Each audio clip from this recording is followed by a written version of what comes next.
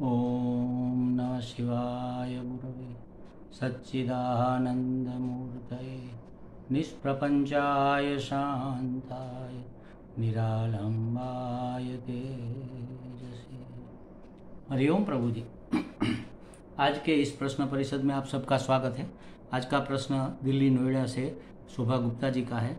उन्होंने पूछा है कि विकार खत्म हो नहीं रहे हैं और संत महात्मा लोग कहते हैं कि इन्हें भगवान की तरफ मोड़ दो। यह भगवान की तरफ मोड़ने का अर्थ क्या होता है? माने इसे कैसे भगवान की तरफ मोड़े। उदाहरण भी आपने दिया है कि जैसे सिनेमा के गीत सुनने के बजाय भजन सुने, तो कब तक ये हो सकता है? अपनी इच्छा को दबाकर, अपने विकारों को दबाकर आप भगवत संस्कारों को जगाए, ये तो ठीक है, लेकिन हमेशा के लिए आप अपने विकारों को दबाकर नहीं रख सकते और इसीलिए वो हमें परेशान करते हैं। तब महात्मा लोग कहते हैं कि इसे भगवान की तरफ मोड़ दो। मोड़ दो का मतलब ये नहीं है कि उसको दबाओ और भगवत संस्कार को जगाओ, सिर्फ यही नहीं है। ये है तो यही, लेकिन उसके भी अनेक उपाय है।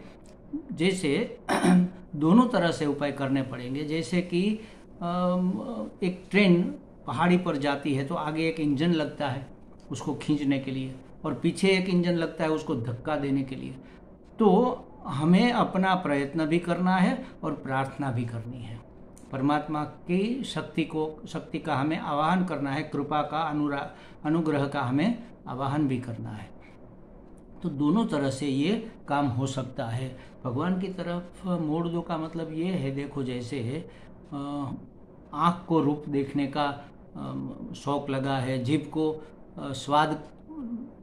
जीभ स्वाद लेने के लिए लपलपाती रहती है, तो उसी शब्द सुनने के लिए, मधुर शब्द सुनने के लिए, संगीत सुनने के लिए कान उतावले रहते हैं, तो उसको भगवान में लगा दो। जैसे वैष्णव संप्रदाय में लगाया, अपने लाला को, अपने काना को सजाओ, सुंदर सुंदर वस्त्र पहनाओ, माला पहनाओ, चंदन लगाओ, मुरली उसके हाथ में धर दो, मुरली में भी मोती लटका दो। ये सब करने से उसका सौंदर्य हमें आकृष्ट करेगा। करें वाह, हमारा लाला कितना सुंदर लग रहा है। तो आँख की भूख वैसे संतुष्ट होगी। उसको भांत भांत के नैवेद्य धराओ सीजन के अनुसार, और नैवेद्य के बाद वो प्रसाद के रूप में आप ही ग्रहण करोगे, तो आपका भी जीभ का जो स्वाद लेने की इच्छा थी वो भी पूरी हो जाएगी। उसी तरह सब भगवान को अर्पण करो और फिर आप उसको प्रसाद के रूप में उसको ग्रहण करो, प्रसाद के रूप में उसका उपयोग करो। तो ये सात्विक वृत्ति बढ़ाता है। दूसरा उपाय हम बार बार कहते हैं कि आपके सामने, अब हरदम तो हम भगवान की मूर्ति के सामने बैठे नहीं रह सकते, बाहर भी जाते हैं। तो कोई भी अगर तुम पे गुस्सा करता है तो देखो नरसिंह भगवान अब इस रूप में हमारे सामने प्रकट हो रहे हैं। कोई समझो छल कर रहा है, तो आप सोच लो कि ये वामन अवतार, वामन भगवान हमारे सामने इस रूप में आए हैं और हमसे छल कर रहे हैं।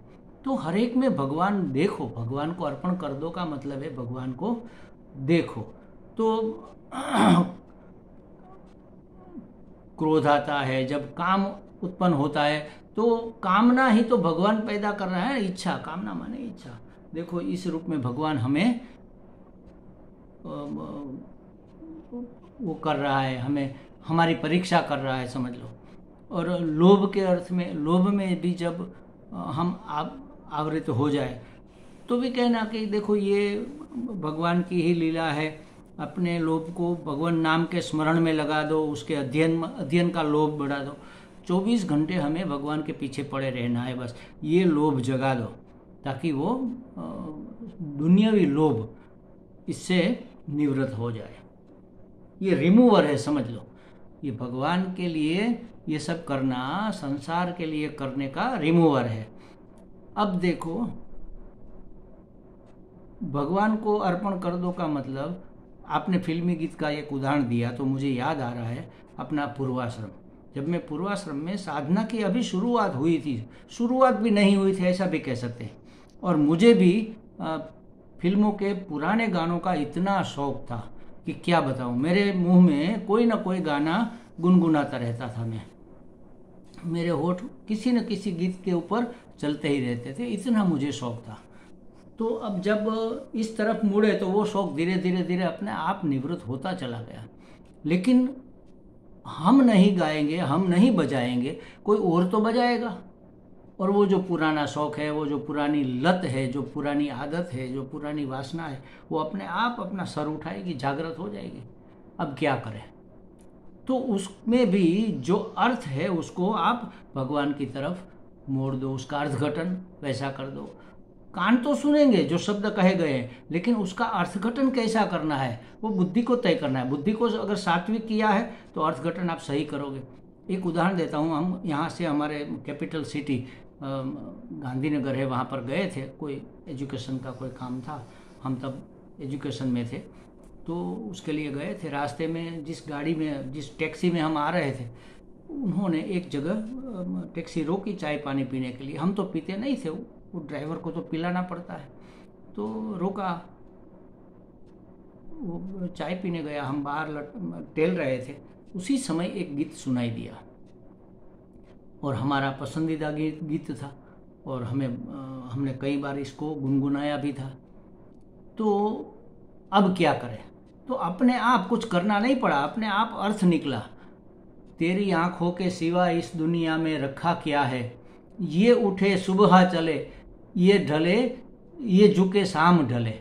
देखो, एक नायक एक नायिका की आंखों की तारीफ कर रहा है, अपने प्रेम का इजहार, अभिव्यक्ति कर रहा है।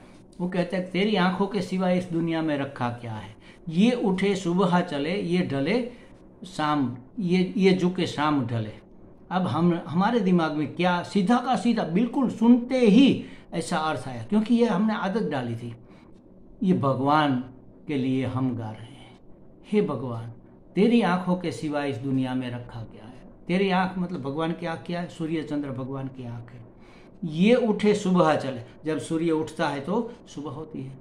ये ढले, ये झुके शाम ढले, ये जब झुकते हैं तो शाम हो जाती है। अब देखो, जो एक नायक नायिका के लिए कह रहा था, ये स्थूल अर्थ में, सांसारिक अर्थ में, उसको हम कैसे अध्यात्म में रिमूव कर सकते हैं। कहने का मतलब मेरा यही है कि इसी तरह हरेक विकार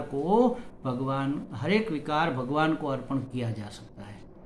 काम जगह, क्रोध जगह, लोभ जगह, फिल्मी गीत सुन लिए, कहीं समूह संस्कार में अगर जाना पड़ गया, विवाह संस्कार है, बर्थडे पार्टी है, मृत्यु संस्कार है, कहीं पर जाना पड़ा, तो उसमें से भी हम ये अर्थ निकाल सकते हैं। और ये निकालने की हमें आदत डालनी चाहिए, तब ये होगा। और इसी तरह हम अपने हरेक, लगता है कि देखो ये तो फिल्मी गीत के ऊपर ये डोल रहा है और कहता है कि मैं साधक हूँ, लेकिन उसके मन में क्या अर्थ स्फुरित हो रहा है, ये महत्वपूर्ण बात है।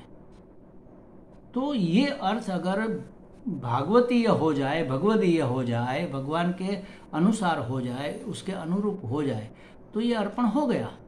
इसी तरह अर्पण कोई एक स्थूल वस्तु तो है नहीं कि देखो ये उठाया और भगवान को अर्पण कर दिया कि ये लो भगवान, ये अब तुम्हारा। ऐसे तो अर्पण कर नहीं सकते ना। अपने विकारों को हम परिमार्जित कर सकते हैं, उसको हम साफ सूफ कर सकते हैं, उसको हम शुद्ध कर सकते हैं, पवित्र कर सकते हैं, उसको हम शुभ कर सकते हैं, अशुभ है उसको शुभ कर सकते हैं। देखो, हमारे शास्त्रों में भी कैसी कैसी प्रार्थनाएं हैं। भद्रं कर्णेभिः शृणुयाम देवाः, भद्रं पश्येमाक्षभिर्यजत्राः, स्थिरैरङ्गैस्तुष्टुवागुंसस्तनूभिः, व्यसेम देवहितं यदायुः। स्वस्ति न इन्द्रो वृद्धश्रवाः, स्वस्ति न पूषा विश्ववेदाः, स्वस्ति नस्तार्क्ष्यो अरिष्टनेमिः, स्वस्ति नो बृहस्पतिर्दधातु। ओम शांति शांति। देखो, इसका कितना बढ़िया अर्थ है। प्रार्थना करता है भक्त भगवान से कि हे भगवान, हमारे कान भद्रं करने भी सुनुयाम, हमारे कान भद्र को ही सुने। भद्र माने शुभ, शुभ शुभ बातें ही सुने, अशुभ बातें न सुने। ये साफ साफ अर्थ है। तो ये कैसे हो सकता है? कान में कोई शटर तो लगे नहीं है कि शटर बंद कर दिया। कान तो खुले हैं, नाक तो खुला है, हम मुंह बंद कर सकते हैं, बोलना बंद कर सकते हैं, सुनना बंद नहीं कर सकते। कहीं से दुर्गंध आ रही है तो उसको हम रोक नहीं सकते। तो कहने का मतलब यही है कि भद्रं कर्णे भी शृणुयाम, हम शुभ को ही सुने का मतलब क्या, उसका अर्थ क्या निकाले हम? उसका अर्थ ये है कि हम जो भी सुनाई तो सब देगा, उसमें से जो भद्र है उसको हम ग्रहण करें। सुने माने ग्रहण करें, उसी को हम ग्रहण करें, और अभद्र जो है उसको हम रिमूव कर दे, उसकी उपेक्षा कर दे। भगवान ने 2 कान दिए हैं, इस कान से सुना, काम का था वो उसके हमने ऊपर से खींच लिया, और निकम्मा था उसको जाने दिया। तो ये है भद्रं कर्णे भी शृणुयाम, हम आँख से भद्र देखे, हम हाथ से शुभ को छुए, जहाँ भी हमारा स्पर्श हो जाए उसमें से शुभ निकाल लो। जो भी हम सुने उसमें से शुभ निकाल लो। शुभ शुभ बातों को हम ग्रहण करें, अशुभ की उपेक्षा कर दे, उसको डिलीट कर दे, समझ लो। तो उसको जाने दे, उसको पकड़ के रखने की जरूरत नहीं है। तो ऐसे होता है शुभ का ग्रहण, ऐसे होता है भगवद वृत्ति का उत्थान। अभी संसार के संस्कार हमारे अंदर पड़े हुए हैं, अब भगवद संस्कार हमें जगाने हैं। तो विकार को मिटाना है और संस्कार को जगाना है, यही है अपने विकारों को भगवान की ओर मोड़ देने का उपाय। ऐसे उपाय पूछना यही सबसे बड़ी बात है। देखो, ये साधना के लिए महत्वपूर्ण यही ऐसे ही प्रश्न होते हैं। तो ये एक बार में नहीं होगा, बार बार प्रयत्न करने पर होगा, और दोनों तरह से प्रयत्न करने पड़ेंगे। एक तो हम भगवान के अनुरूप, भगवद अनुरूप ही प्रवृत्ति करें, वैसी ही बातें करें, वैसे ही प्रवचन सुने, वैसी ही बातें सुने, वैसे ही पुस्तक पढ़े, एरे गहरे पुस्तक नहीं पढ़े, ऐसी ही बातों में हम लगे रहे। एक बात ये है। और दूसरी, फिर भी हमारे अंदर से विकार जब जग जाए तो उसको भगवान की ओर मोड़ दो, उसका अर्थघटन भगवदीय उसका अर्थघटन कर दो। जैसे हमने किया कि तेरी आंखों के सिवा इस दुनिया में रखा क्या, बस वैसे उसका अर्थघटन आप कर दो।